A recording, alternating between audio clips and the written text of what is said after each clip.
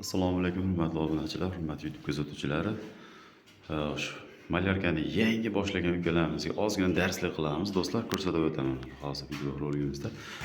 Xo'sh, malyarkani yangi boshlagan ukalarimizga ozgina darslik bu. Har doim shpaklovka tortishdan oldin mana shu uyda to'rala burchagiga 15 sm dan shpaklovka tortib chiqinglar. 15 sm dan. Bunga sabab mana birinchi sloy, mana har ko'rib turibsizlar, devorga sotilmagan, mana birinchi sloy tortib, burchak tortib qo'yganmiz. Mana ko'rishlar mumkin. Bu birinchi sloy bu. Mana burchakni ko'rib turibsizlar. Sababi shu, har doim mana shu burchakka 15 sm tortib qo'yinglar. Bu tomonga ham hamma burchakka, to'rala burchakka 15 sm tortganlaridan keyin avtomatik burchaklarimiz chiroyli uyg'un bo'lib chiqadi.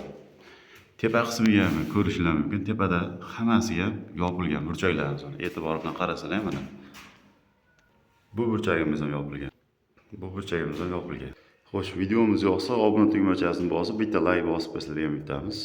E'tiborlaringiz uchun rahmat.